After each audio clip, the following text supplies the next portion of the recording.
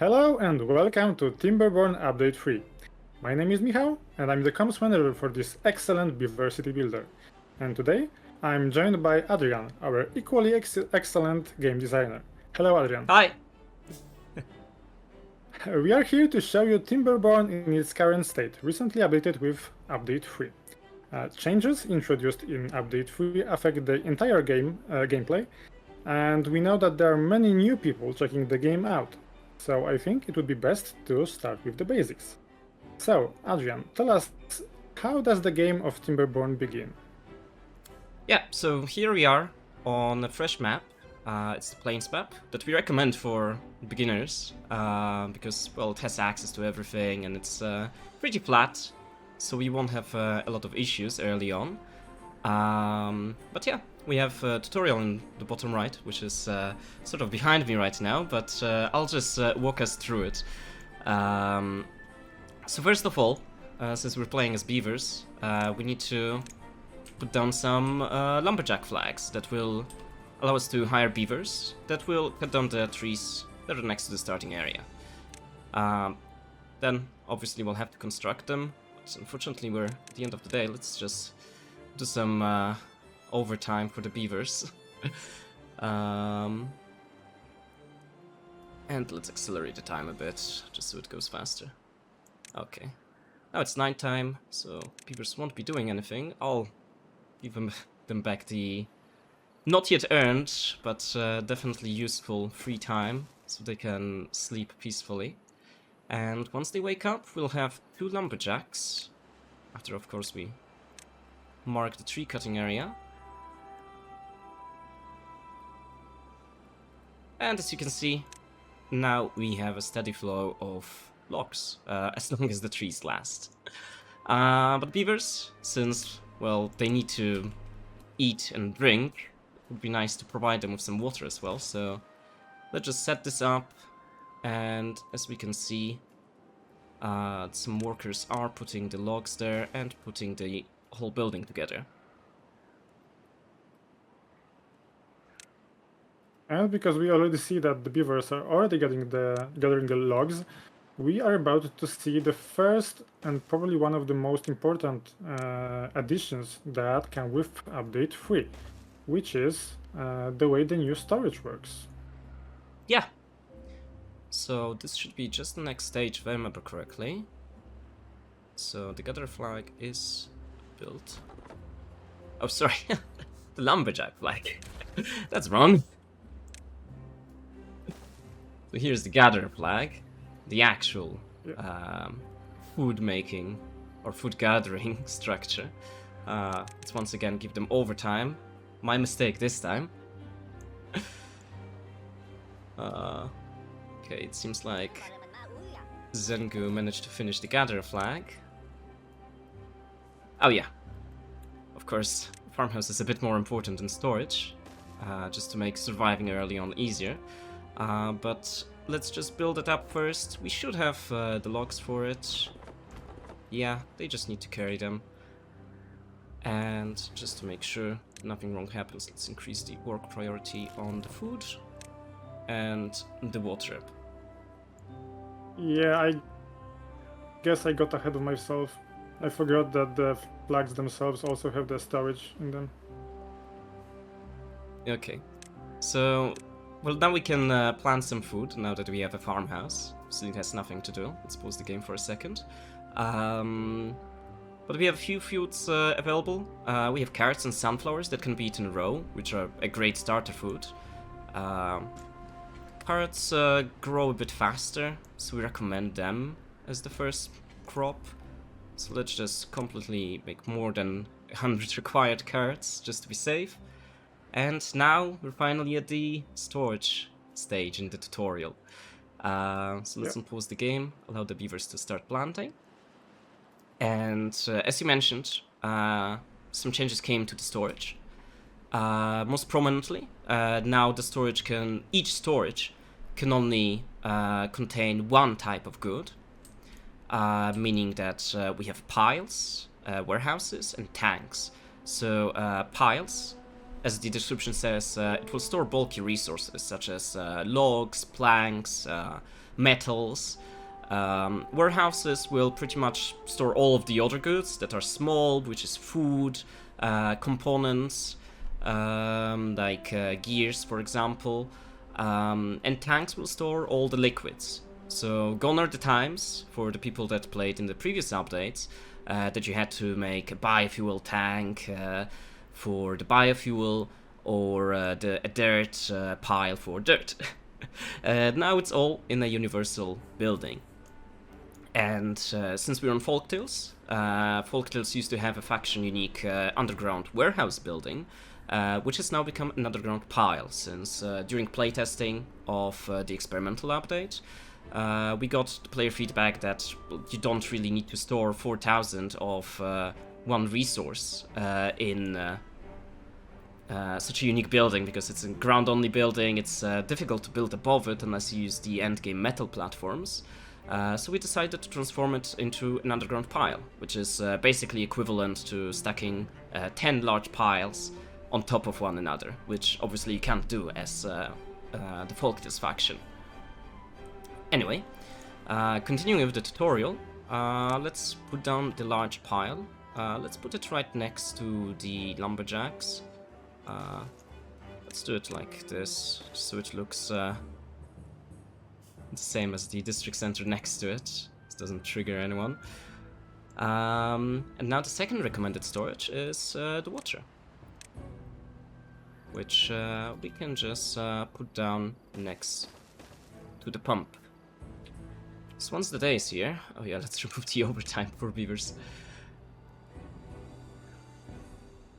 But yeah, now that it's daytime, they will grab some food and water, and they should start constructing those. So the first thing that we'll have to do, which is already highlighted, is to set the large pile to logs. And we'll have to do the same thing for the tanks, just so the beavers know where to carry things. You can also set this before the building is complete, during your planning phase. But now, the next stage of the tutorial, which will be to place down two medium warehouses. They used to be called small, now they've been upgraded to medium since we have a new small warehouse in town. But yeah, let's build this medium warehouse. Where do you think would be a nice place to put it? I would say place it between the pile and the district center, because oh no, you can't, because oh yeah, you can. Okay, You can rotate it like that if you want a path. yeah, that would be great. I just want to reach that plateau that is behind, and that will be helpful. Yeah. So let's just put it like this for now. Yeah, but basically the basic idea for us when we were redesigning the warehouses or the entire storage system was to go with something that was basically what many advanced players were doing anyway, setting each warehouse, each pile, and each warehouse to a single good only. This way it is much easier to see what is stored where, what is the possible capacity for that particular good. And as you're about to see, it doesn't really change the number of the warehouses in the long run, but it makes it much easier to control what is where.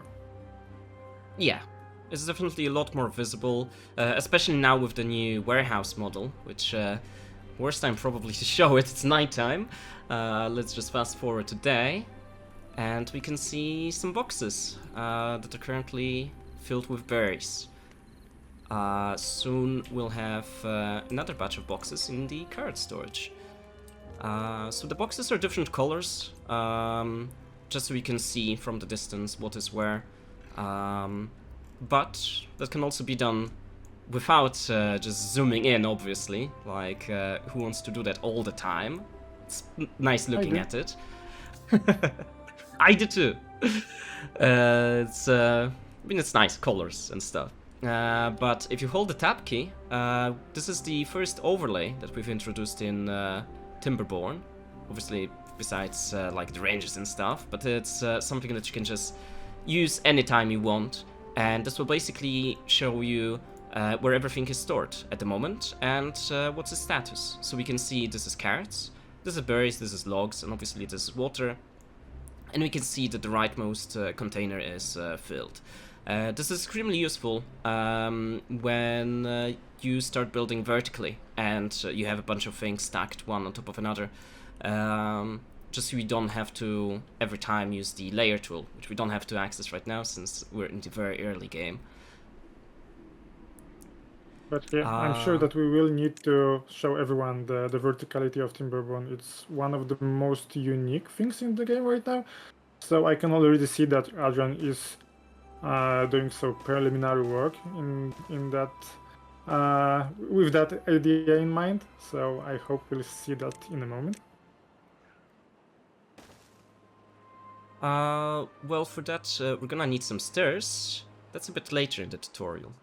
We'll need planks. But we can set up here. So right now we should make some lodges for the beavers so they can live somewhere. So let's start making them. It should just take another day after this. Oh, we have carrots coming in. So we'll soon have some more food available. And some beavers have started moving into the houses, which they're finally happy. Since a homeless beaver, it's not a homeless beaver, is quite unhappy. It's just sleeping in the open. And our beavers are quite civilized. They like to have a bed. And everyone knows what the bed is used for. So basically we will soon experience some little population boom, I hope. Yeah, should have some. Oh, I think we have some already, unless it's oh no, we just grew up. But some little beavers should be arriving shortly. Okay. Now we'll need an inventor, because obviously technological advancement will need some inventing. So let's just plop this inventor right next to the lodges. Let's just keep this road nice and straight. We're a lot happier, at least we were for a moment. Okay, we're back to 4. But we're about to run out of the trees here, so we should probably expand a bit before it's too late. So let's just make a path here. And we'll make some extra lumberjack flags in here. Actually, just one, we only have 2 workers to spare. So let's just mark this as a tree cutting area. And let's not forget about the actual healthy trees. Okay, we can probably actually just swap this, which we can use, I guess, to show off another thing that's come in this update, which is the building destruction, demolition. So if we destroy this lumberjack flag, for example, you can see there's a small pile of rubble here that will soon be gathered by the beavers, and they will actually set it as they just stopped working. They're not going to do overtime on their own. This was one of the most requested features we've had in a while. It was sitting at the top of our wish list on Feature Upvote, which is a website that we use to track requests from our players. And people have been asking for a way to recover resources as soon as possible. And we managed to do this now, but the good thing is that it's not as simple as just clicking delete on a building and seeing the resource numbers going up.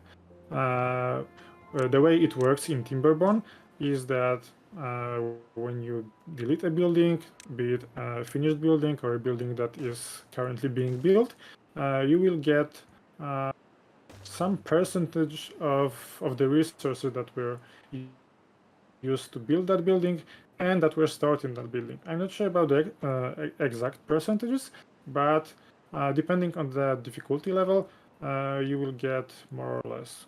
Adrian, could you tell us what were the percentages here? Yeah, so for the easy, I believe we've set it to 90% on the complete buildings. Obviously, on each difficulty level, you get 100 back if it's being constructed. But in normal and hard, by default, it will be 75%. You can obviously set your own custom game mode, and there you can set your own ratio. Like, you can set it to 0 if you don't want to regain anything. But going back to the tutorial, or at least our initial early game, right now we're constructing a water wheel, which will allow us to harness power from this river. Let's see how it's coming back around, and it's 20 out of 50, we definitely have logs. Oh, and as you can see, now we have some carrots in the storage. Beautiful orange boxes. Which, by the way, allows you to do some pixel art thing. If you have seen our trailer for Timberborn Update 3, you may have seen a little pixel art beaver that actually was made by Adrian. So yes, good to check it out. Took quite a bit, so I appreciate if you would go and see it. But anyway, we just got our first injury. One of our beavers broke their teeth cutting down the trees, so let's just put this teeth grindstone here, and we can probably make it before the water wheel, so let's increase its construction priority.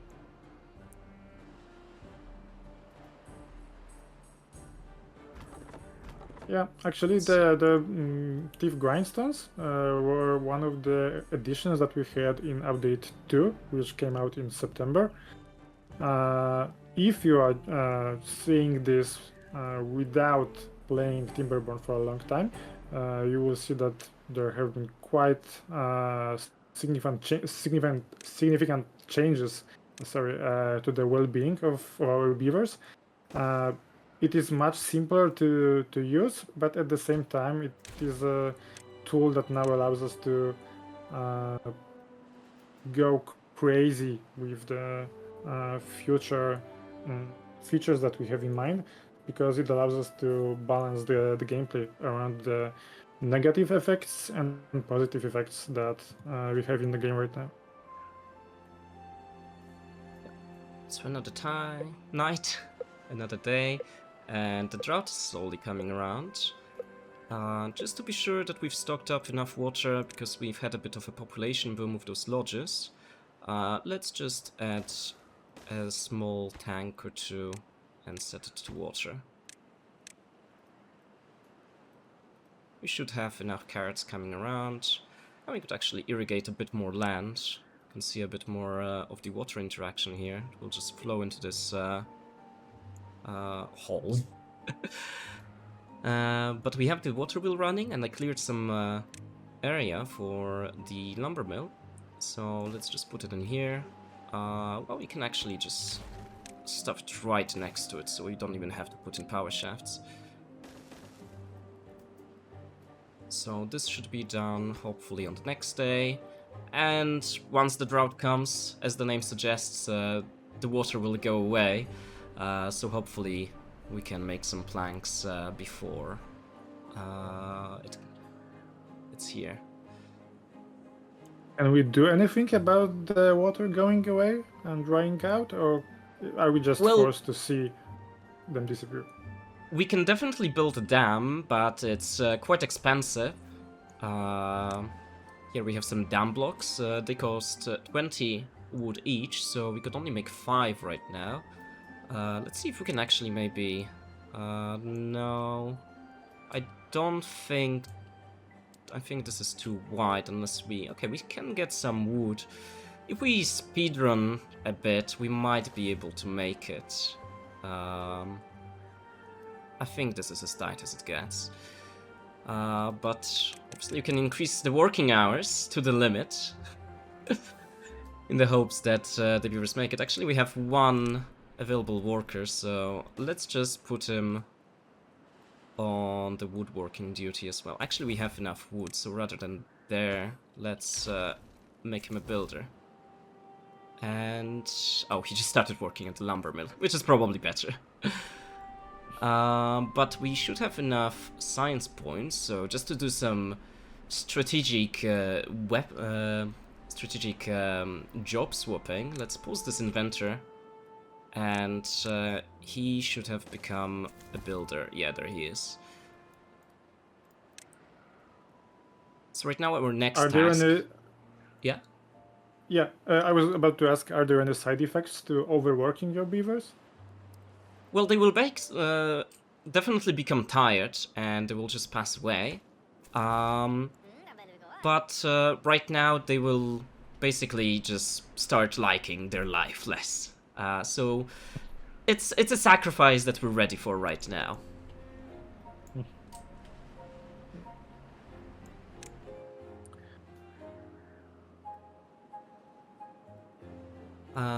But yeah, the next task that we have on the list is to build a forester, which will basically finalize making this colony self-sufficient, since now the beavers will be able to plant the trees on their own. But as you can see, we need some planks for this building, which actually we have enough, so let's just put this down in here, and it should be constructed after the dam, probably.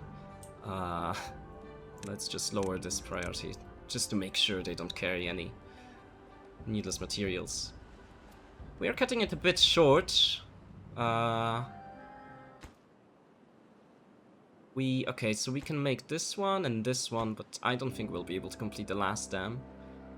Sadly, we're a bit too late. Still, we should be able to see some of Timberborn's water physics in action, I guess. Because if you zoom in, you will be able to see how the water changes its flow because of the dam, yeah. Yeah, so it's going around to the right now, since it's the easiest way for the water to flow. But once the dam is complete and the water starts flowing, which will be in 2 days, you will notice that the water level has increased. This has some negatives as well, so to say, because the water wheel, like, it's not moving right now because of the drought. Like, there's almost no water here left. It's not flowing. Okay, now it's gone for real. But once there's too much water, yep, the land is barren. We can let them sleep a bit more. But yeah, once there's too much water, you will notice that the flow is also slower, since it will only just flow it ever so slowly from the top of the dam, which like we could use. I mean, it's definitely useful because it allows us to accumulate water, but obviously to make the water wheel work better, we would probably have to put it in front of the dam or behind it. I'm not sure actually what's the front and what's the back when looking at the dam. But yeah, down the stream from it, because the flow will be faster in here. But the dam is complete, so in a day we'll see a nice water reservoir. And our forester is almost complete as well. It should be done in the morning. How is our population? Are we going to see any deaths yet? Or we've actually seen one person. Let me try and pronounce this name. The Autuaf has died of old age 3 days ago. That was our first casualty, actually. I mean, casualty. He was too old. It's not really on me, is it? Yeah. But now let's plant some trees. Pine trees are a great starter. They don't take too long or too short of a time to grow, and they give you some nice benefits in the amount of wood you get from them. So this is it for the tutorial. We're obviously going to expand the tutorial once a lot more features are set in stone. But following this should get you started. So the water is about to start flowing. We can follow that with our camera. Almost there. But yeah, day 18, cycle 2 is about to start. Yeah, you might have noticed that the drought is quite short, but as the game progresses, the droughts become more and more severe. So it's not as easy as in the first cycle. So even though my stupid requests almost caused us to kill all our beavers, we will be fine for now. But in the future, such reckless building would probably result in some bad results. So yeah, in Timberborn, as a beaver game that is all about having your beavers survive in the desert, you have to be really careful about how you work with the water that is available on each map. Yeah. And as I was saying, now we have a little water reservoir.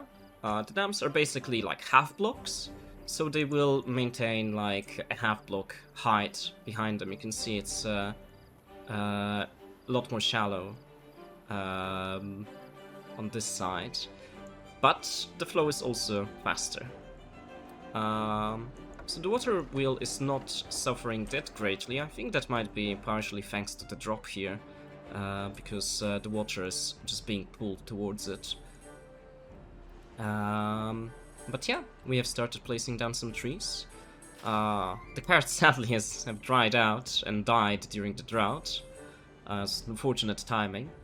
But yeah, we can probably unpause the inventor since we have another worker available, Zinyo or Zinho, depending on where you are. But yeah, the carrots are, well, they're not there yet. We still have some space. But the berries, on the other hand, they will need some extra storage soon. So we can place some more storage for them. And let's see if we can actually do some verticality. Oh, we'd have to do a bit more research to unlock the stairs. I've been eager to see this. But we can just move the house a bit, I guess.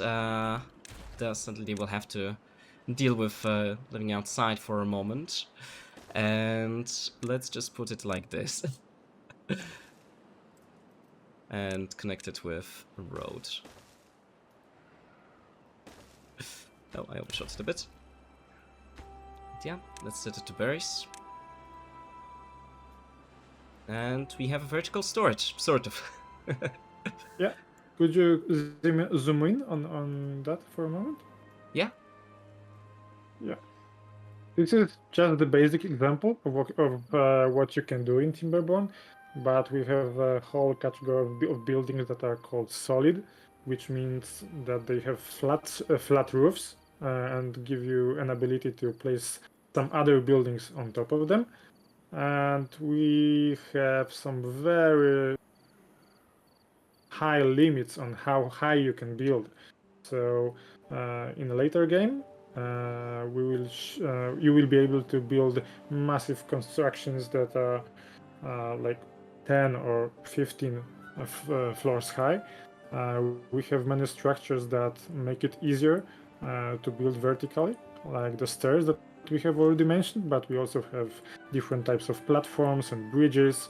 And spoiler, we will jump into a later game in a moment where you will be able to see more of that. But basically, verticality is one of the most important aspects of Timberborn, which is kind of interesting because it was not to be such a defining feature for the game earlier in the development. But when we experimented with that, people liked the verticality so much that we just wanted to go with it. And in the end, we have so many buildings that you can just stack one atop another and build really, really high structures, mega structures, really. Yeah. But yeah, I think we can switch to the end game right now. Well, end game, a much more advanced settlement.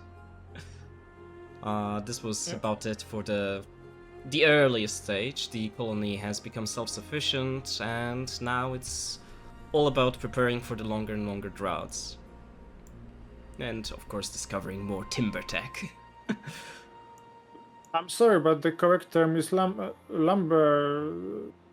No, it's timber tech. You're right. Sorry, it's a lumberpunk game with timber tech. I said lumber My tech, bad. so yeah. No, both of our bad. Yeah. Let's cut it in right now and let's jump into a later stage of the game. Yeah, see you in a moment. Okay, hello again. We are back in the game, and as you may see, we are looking at a much different colony. Adrian, why is everything so different? So many different colors. What is happening here? Yeah, so obviously this is a much later stage in the game. Previously we were on cycle 1, this is cycle 15. And I think this is like quite good for a cycle 15 game.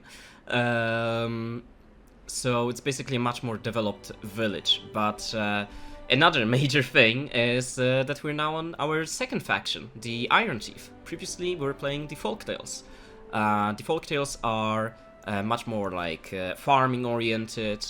They basically have bonuses to farming, to crop growth, while Iron Thief are a much more industrious faction. So, like from the previous segment, you might remember the piles that we had for the logs.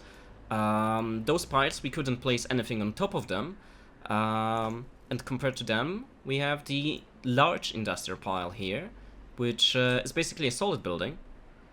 Like Miami mentioned before, we can place down other structures on top of them, which allows us to make those cute log stacks. A bit like Jenga. But yeah, a lot more colors. Since we now have access to the large warehouses, I've stacked them on top of one another to form this giant structure. Which is quite dominated by bread right now, but you can see some pine resin, paper, gears or berries, which are colorful accents to it.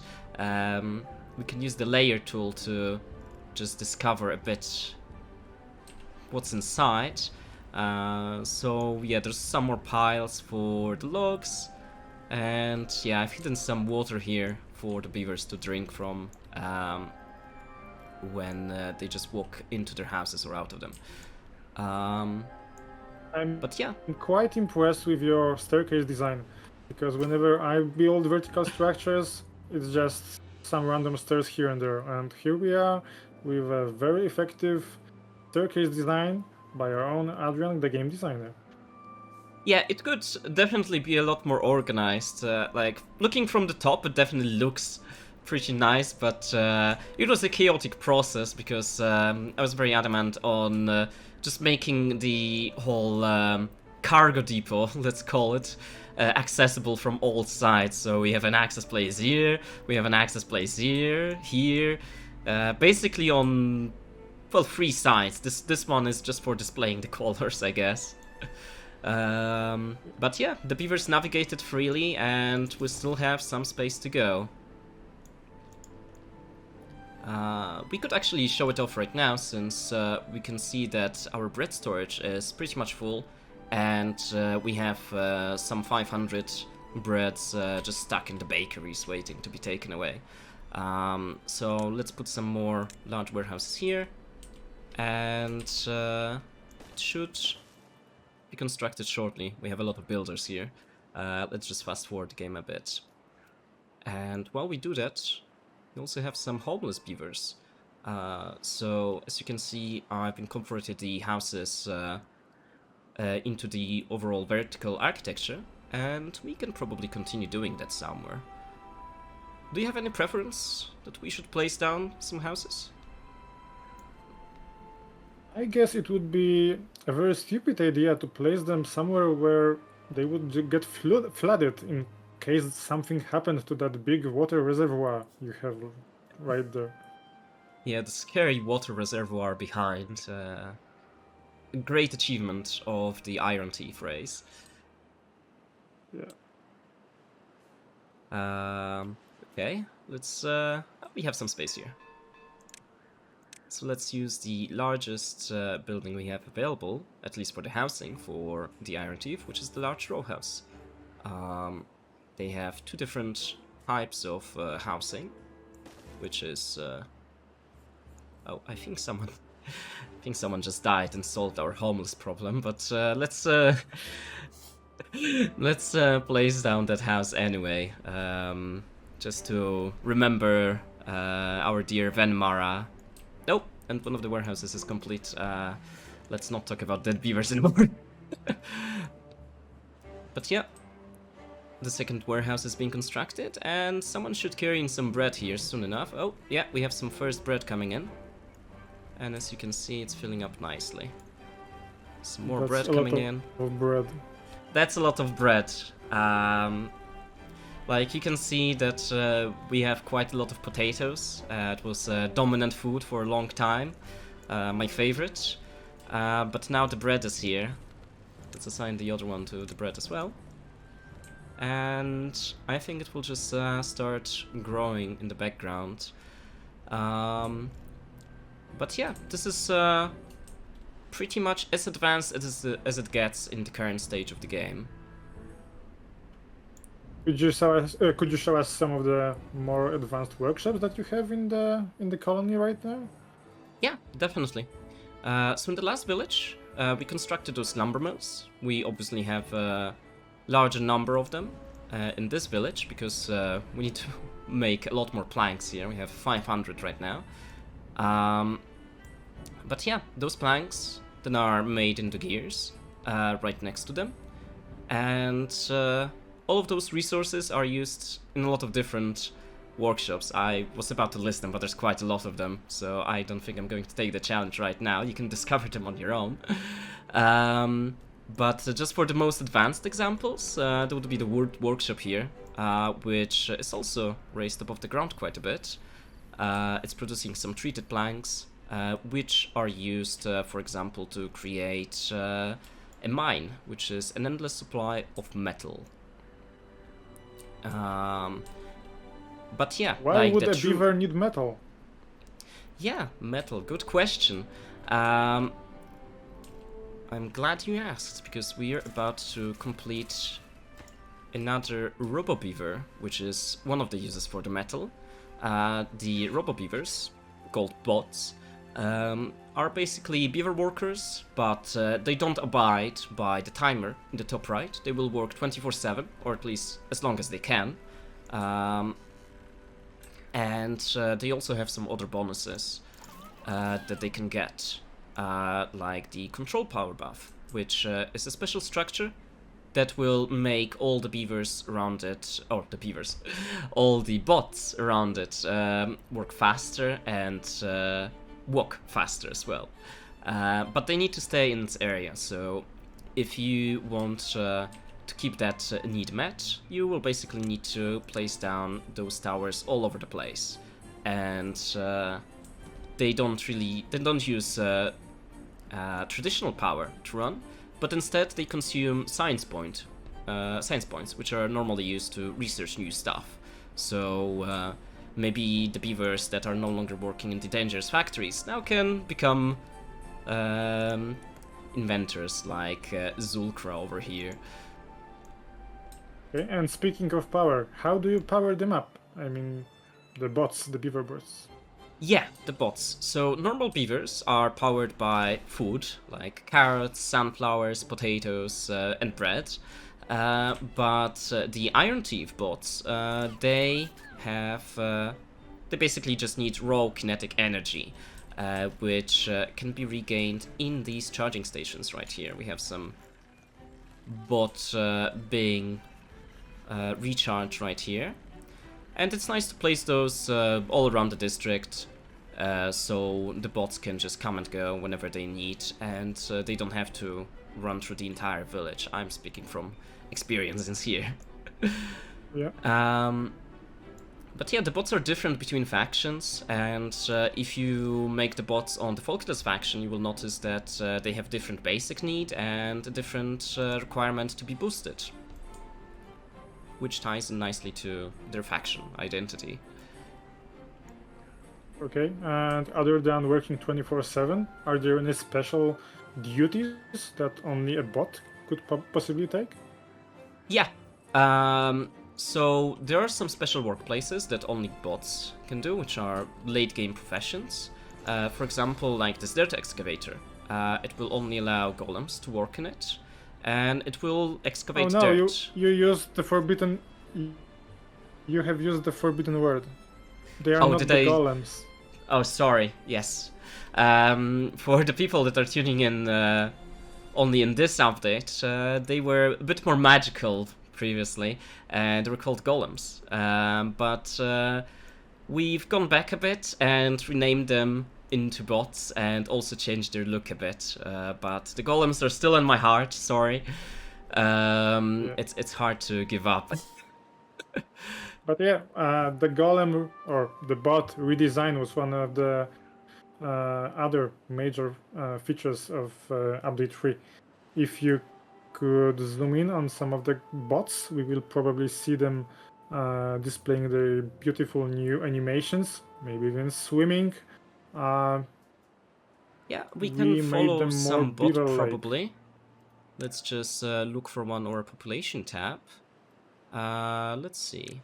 Actually, no, let's not rename him. Let's look for one of them that's hired as a hauler, because I'm pretty sure I made some of them. Okay, yeah, there's one here. So he's over here. And okay, he's recharging right now, so he's just sitting still. But he should be out of it any moment. There he is. And just to spite us, he's just running underneath all of the platforms. So we can see him running around. He's doing some delivery from the wheat farmhouse. So yeah, now that he's carrying some wheat, he will probably go maybe through the bridge. Oh no, he doesn't want to show us how he's swimming. But let's fast forward a bit. And I don't think we're going to catch. Oh, yeah, there he is. There he is.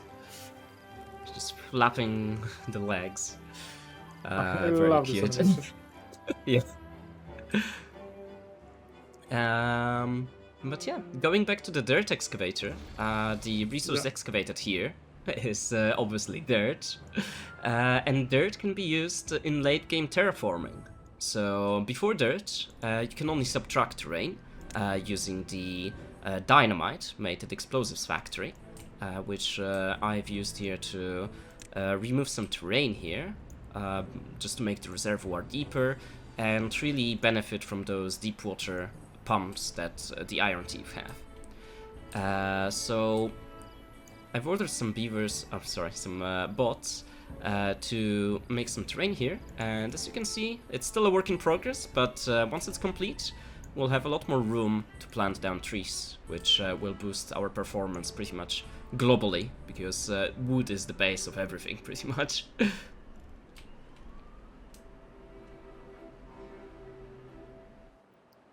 Yeah. We can show off some of the power solutions of the Iron Thief, I guess. Yeah, I was about to ask about this weird structure that is very tall, and I'm not sure what it's going to do.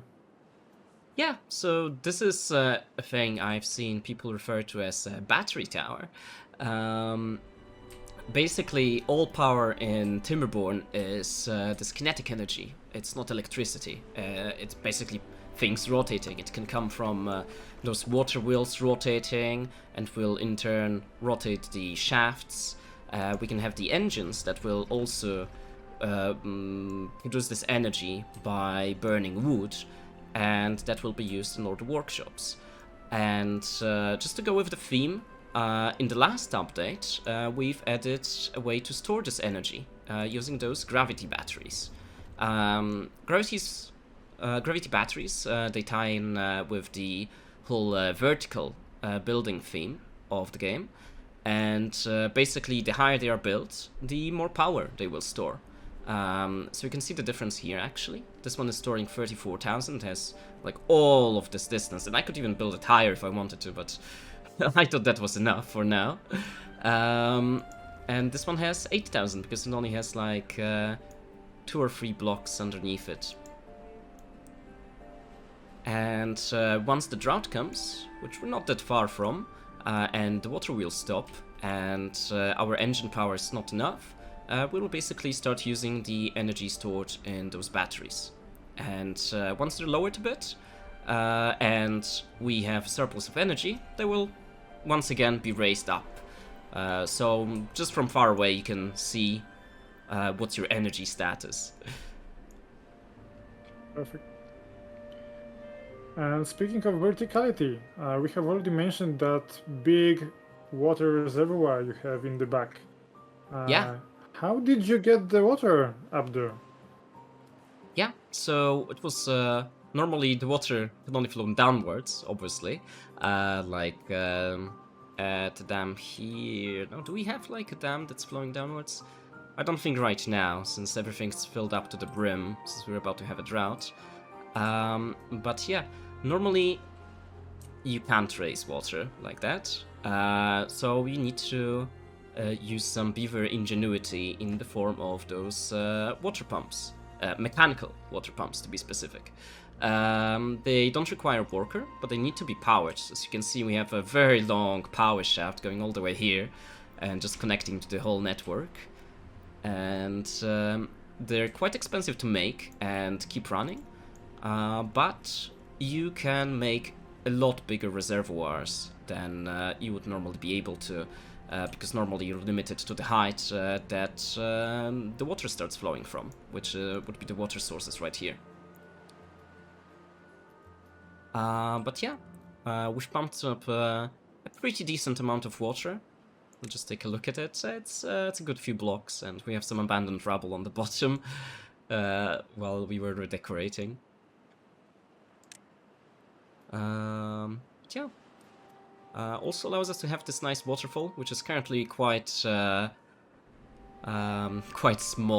It just puts out the water in bursts, so it doesn't overflow an accident, because that would be a shame. Yeah, definitely. Yeah.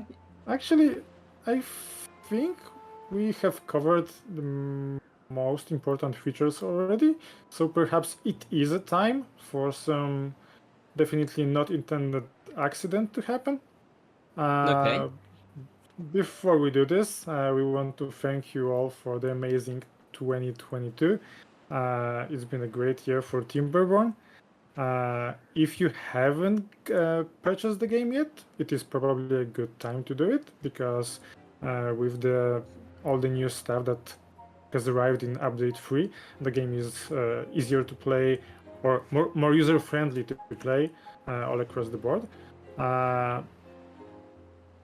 And if you want to have another incentive to get Timberborn, you probably want to see the water physics in action, because it's one of the unique things about our game. And it's probably a good moment to cause a flood, I guess.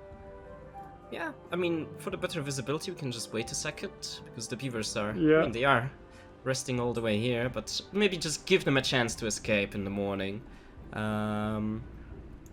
So they're just going to the houses right now. We can set up, so we can use the demolish building tool, which, as you can see, oh cool, we will be able to recover some of the materials after we cause this flood. But as we drag this through, I think this should be good enough. Let's just do it. So this is a quick summary. And the water is flowing.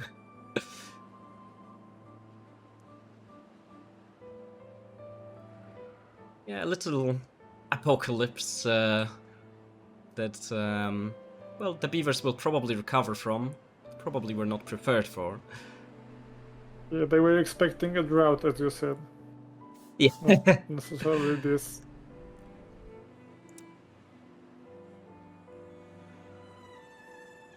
It's built all the way here. It will probably destroy a bunch of crops, but at least this wheat is raised a bit, so... oh, actually? Oh no. Is this going to be safe? Oh, just barely? Oh, okay, never mind, it's blowing into the wheat fields. Yeah. I guess this colony is doomed. What a shame. Yeah, just another excuse to start a new one on another map, since as some of you might have noticed, we were playing on the Plains map last time, but this one wants the Lakes map, and it features a lot of different lakes. And if you grow tired of the maps that we've prepared, there's always a lot, and seriously a lot, of maps made by the community, and you can make your own using the in-game map editor. Yeah, and it's as simple as saving a zip file and uploading it to share it with other players. So it's a really simple process. So we encourage you to do that. By the way, we have something called Mod.io, which is a website where our players have been uploading their maps. So it is also a good repository to check how amazing the games created by the community can be. Yeah. Well, the water is slowly evaporating. So, I mean, we definitely have over 20,000 food, 17,000 bread, and 3,000 grilled potatoes. So we should be good. And I think the beavers have already started recovering the materials from the destroyed reservoir, so we'll have to build it up again. Yeah. But let's keep it a mystery, so we may see what happens next in another episode. But for now, thank you very much for joining, and we hope you liked what you have seen. Thank you, Adrian, for running this for us, and have a great day, everyone. This was Timberborn Update 3. Thank you for watching. Goodbye.